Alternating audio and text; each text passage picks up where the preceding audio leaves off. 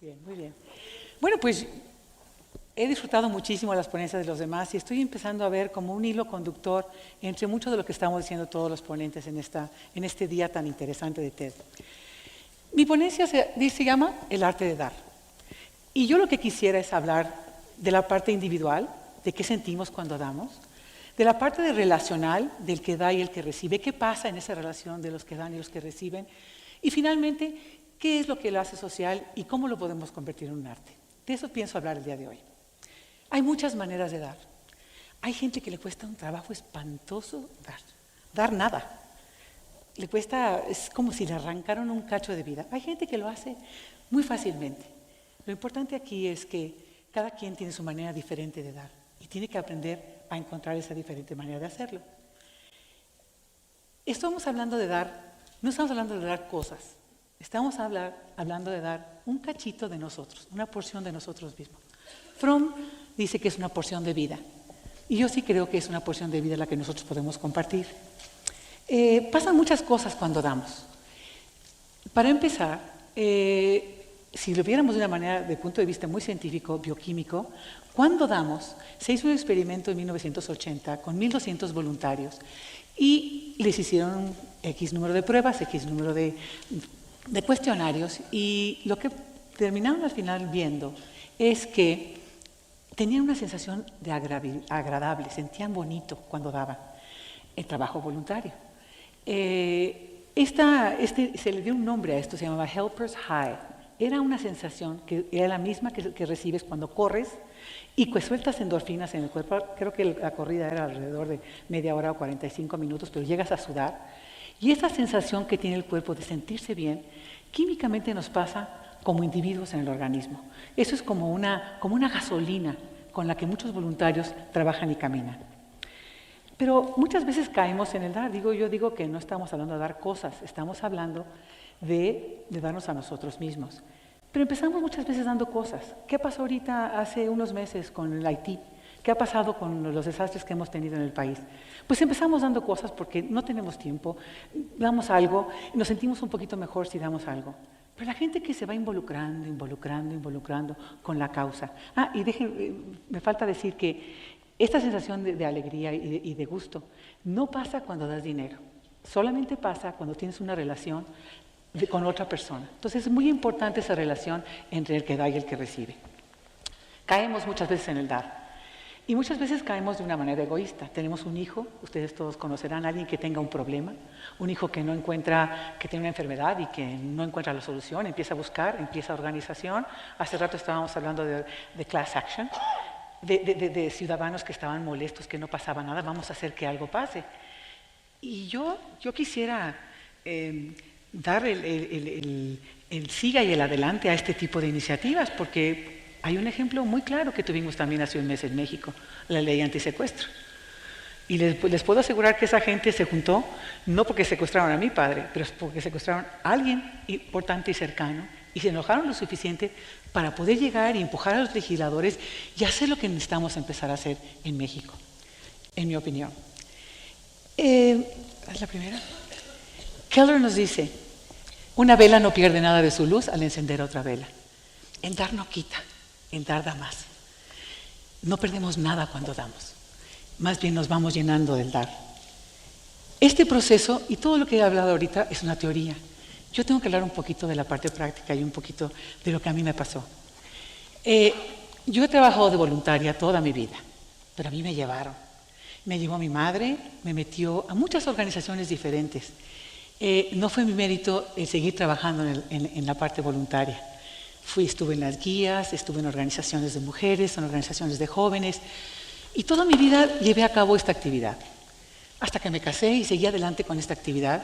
Y en una organización en la que estaba, se nos ocurrió una vez trabajar con jóvenes, y ellos decidieron en la colonia Bondojito, que está atrás del Hospital Inglés, se nos ocurrió construir una casa para un viejito.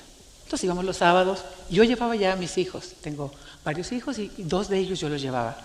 Se sentaban conmigo, pero en esa comunidad había una señora que nos llevaba agua de horchata, agua de Jamaica. Luego los jóvenes no se la querían tomar porque no estaba hervida el agua, porque no, tómensela. Trabajábamos con esta mujer. Y un día esta mujer y yo nos sentamos a filosofar las dos. Nos ayudaba a poner tabiques y demás.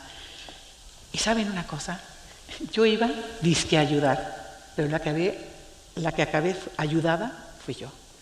Porque me pasó esto del SAPE y esto de que han dicho los demás. Me di cuenta que yo sí tenía el poder de cambiar el cachito de mundo que me había tocado y que lo iba a hacer. Y eso era muy importante para mí. Y por eso iba a hacer el trabajo voluntario. También me di cuenta que no había diferencias en el dar. El dar iguala. No es esta mirada de arriba para abajo, yo te doy lo que me sobra, no. Este dar es un dar de iguales y él iguala a cualquiera, porque todos tenemos algo que dar. Tenemos tiempo, tenemos esfuerzo, tenemos experiencia y no tiene nada que ver con dinero, tiene que ver con mi actitud y con la relación que yo pueda establecer con otra persona. Por lo tanto, me volví voluntaria oficial. Pregúntenle a mi marido que el pobre ha estado en 80,000 organizaciones voluntarias, pero es algo que disfruto, algo como nuestro anterior ponente que disfrutaba ser payaso. Yo tengo la gasolina de través del trabajo voluntario. Entonces yo quería compartir con ustedes una definición de voluntario. ¿Me la puedes dar, por favor? Es de un minuto. Voluntario, palabra de 1, 2, 3, 4, 5, 6, 7, 8, 9, 10 letras, que significa persona que realiza algún trabajo por su propia voluntad, sin esperar retribución a cambio. Y aunque esta definición fue extraída del diccionario, está incompleta, porque el significado de la labor que desempeña un voluntario va más allá. Voluntario es aquel que con su compasión devuelve a un ave la posibilidad de volar. Voluntario es aquel que por su deseo de tener un país mejor, colabora para que en él se pueda votar. Voluntario es aquel que está consciente de que uno más nunca está de sobra para ayudar. La palabra voluntario engloba muchos significados, pero el más importante es que cualquiera de nosotros puede hacer la diferencia, porque voluntarios podemos ser todos. Voluntario puede ser tú. Esa es una definición que no es mía, me hubiera gustado ser tan creativa como para hacerla, pero ganó el Caracol de Plata del 2008 y lo hizo Rúrik Hernández y Luis César Reyes del Instituto de Mercadotecnia y Publicidad del Distrito Federal. Y esta es una competencia que hay y esos ganaron el nivel universitario. Pero lo interesante de esta definición, que básicamente es no me pagan, trabajo y hago algo y no me pagan por ello, habla de votar, pero habla de crear las condiciones para poder votar. Entonces, estas cosas de trabajo voluntario a mí me hicieron muchas preguntas. Me dije, bueno, ¿qué pasa en México? ¿Por qué no hay más voluntarios? ¿Esto es importante? ¿No es importante? Y me puse a estudiar sobre ello. Y me puse a buscar un grupo de investigadores que me ayudaran. Y me dijeron, no, hombre, son 3 viejas encopetadas y 2 monjitas las que hacen eso, el trabajo voluntario, hombre. Sí, hombre, sí hay de esas. Pues sí hay de esas. Dije, bueno, voy a hacer la investigación. Y si nada más salen de esas, pues me conformo. Pero yo creo que no es eso. Yo he visto la generosidad y la solidaridad del mexicano en toda la extensión de la palabra. Ustedes pueden ver una persona que arropa a alguien en su casa, aunque venga del pueblo fulano y está en su casa 3 meses. O sea, esta generosidad es después de vivir en México, yo no soy mexicana, después de vivir en México, aquí la gente es muy generosa. ¿Qué pasa? Total, empezamos a hacer este estudio y me di cuenta de muchas cosas. Y este es el estudio que les quiero presentar ahorita en el tiempo que me queda. Vimos muchas cosas. Empezamos a ver cosas como lo que vimos ahorita del class action, que la gente está hasta acá. Los jóvenes quieren hacer algo, pero no tienen tiempo. Y los que tienen que pensar se dan cuenta que esto hay que cambiarlo, esto hay que cambiarlo, esto hay que cambiarlo. Tenemos que juntarnos para cambiarlo. La idea es que nos sirva a todos, que vaya para el bien común. Y vimos que más gente se está entrando a organizaciones, pero no lo suficiente. Necesitamos más gente que se organice, porque esto no puede ser una cosa improvisada de ahí nomás a ver cuándo se me ocurre ser voluntario. No, requiere organización, requiere constancia, requiere dinero, requiere espacio, requiere atención, requiere que el voluntario se le haga caso. Si va a una compañía, que tenga un lugar, un café, una galleta, algo. Si vas a una organización, que tengas un cachito del poder, que tú puedas decir, pues aquí se ponen los suéteres verdes y aquí los anaranjados. Que ese cachito de poder se le dé al voluntario. Es una ciencia alrededor de este tipo de trabajo, pero tiene un potencial impresionante. Me preguntaba yo, ¿por qué en otros países es tan importante esta famosa sociedad civil organizada y en México no lo llega a ser? Somos muy poquitos los que trabajamos en esto, porque no nos organizamos. Total, vamos a ver lo del estudio, la que sigue. La que sigue. Encontramos cosas muy interesantes en México. Encontramos algo que no esperábamos encontrar. Para empezar, no eran 3 viejas encopetadas y 2 monjitas, eran 2 viejas encopetadas y 3 monjitas. Pero esas había, y son las que salen en el periódico, y muchas hacen un trabajo maravilloso. Pero encontramos que el grueso de la población que hace trabajo voluntario es gente como ustedes, como yo, gente que es clase media, que tiene un interés por hacer este tipo de trabajo. Encontramos muchas cosas que nos sorprendieron y nos dieron muchísimo gusto, que como les digo, no nos esperábamos encontrar. Esta parte es importante porque no encontramos una correlación entre ser solidario con los demás, el 66% de los mexicanos son solidarios, ni con dinero ni con educación, ¿sí?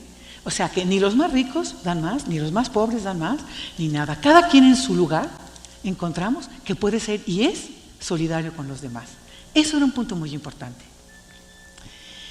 Encontramos las horas. A mí no me pelaban, no me hacían caso, hasta que yo no podía decir, bueno, el trabajo de los voluntarios vale tanto del PIB, vale tanto en dinero para que los economistas nos hagan caso. Y hemos logrado armar hasta una cuenta satélite con el INEGI. En esas vamos. ¿Pero qué fue? 18% de los mexicanos, o sea, 23 millones de personas, hicimos la encuesta con adultos, dan 6 horas a la semana. Eso equivale a 2.6 millones de puestos laborales en este país. Equivale a más de 85,000 millones de pesos al año. Eso es lo que equivale el tiempo que la gente da, que la gente regala. Entonces ya no somos 3 señoras y 2 monjitas, ya somos unos cuantos más. Y eso no lo sabíamos, y eso me está dando mucho gusto, porque somos todos y somos todos los que estamos participando. La que sigue. Lo que sí encontramos es esto, nos falta organizarnos. Los gringos, cuando se bajan del barco allá en 1600 y pico, tuvieron que organizarse en contra de los indios. Llevan organizándose mucho tiempo. Nosotros no. Nosotros, por historia, en México, primero teníamos la iglesia, luego tenemos el gobierno.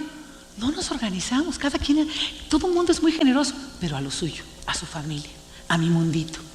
Falta dar el brinco a la comunidad, falta salir de ti y tratar de organizarte y cambiar las cosas. Sí se pueden cambiar esas cosas. Pero por eso encontramos que está fragmentada, encontramos que muchísima gente hace trabajo voluntario de manera individual. El 21% de nuestra muestra, de los que sí hacen cosas, lo hacen solitos. Y aquí hay una parte religiosa que la mano izquierda no sabe lo que la mano derecha. O sea, hay una parte que no queremos presumir. En Estados Unidos te ponen, el señor fulanito regaló la puerta y plum, le ponen el nombre en la puerta del hospital, ¿no? Pero aquí no, aquí la gente no quiere decir que da. Entonces, hay muchas cosas que necesitamos cambiar. Cambiamos de este paradigma, tenemos que cambiar esta mentalidad. La que sigue. ¿Qué encontramos? Que es muy importante el que empieza y se sigue, el fundador, puede llegar muy lejos. O sea, que no es que el fundador se siga para siempre. El problema muchas veces en las organizaciones es que se eternizan los fundadores y luego no sabes qué hacer con ellos. Ya lo que quieres es que se vaya, ¿no? Entonces, aprender a enseñar a otros a participar. Pero ese apoyo del fundador es muy importante. Encontramos que es muy importante hacerlas profesionales. Tenemos que aprender a muchas cosas, a organizarnos, a hacer evaluación, a hacer las cosas como Dios manda, a hacerlas bien hechas, no nada más al aventón. Las buenas intenciones no son suficientes. Encontramos eso que me pasó a mí. El papel de la familia es impresionante. La gente que hace este tipo de cosas es porque lo vio en algún lado. Lo vio en su familia cuando era chico. Es muy importante este proceso de verlo y de hacerlo en tu casa, para que los demás aprendan de eso. Ese vimos como un punto muy, muy importante. Y el lugar que el voluntario ocupa dentro de la organización, si tú le das su espacio y le das su lugar y le das su valor a la persona que está trabajando contigo, verdaderamente vas a tener un voluntario muy emocionado y vas a poder, y si lo capacitas, todavía más. Un voluntario bien capacitado haciendo algo que le apasiona es lo mejor que puedes tener en tu organización, pero tienes que darle ese espacio. La que sigue. ¿Qué vimos? Vimos que ese mito de que las viejas son las que lo hacen no es cierto. A nivel nacional, la mitad eran hombres y la mitad mujeres. Un poquito más las mujeres, pero eran 2% más. ¿Qué hacen? La gente ayuda en los pueblos, la gente va en procesiones, la gente ayuda a construir. Y es lo que vimos, aquí fue lo que fuimos encontrando. No nos habíamos dado cuenta que todo el mundo está cooperando a su manera. Las mujeres catequizan, enseñan, cosen, tejen, hacen otras cosas, hacen funciones diferentes los hombres y las mujeres. En las organizaciones formales, en las que ya eres un miembro, sí hay más mujeres que hombres, pero en general en la parte solidaria, nos dimos cuenta que tanto hombres como mujeres practican. Y eso es muy buena noticia. La que sigue. Esta parte informal, esta parte de la profesionalización es un punto que es muy importante, porque necesitamos hacernos más profesionales en nuestro trabajo y vimos que las que son más profesionales, para empezar, les dan más lana.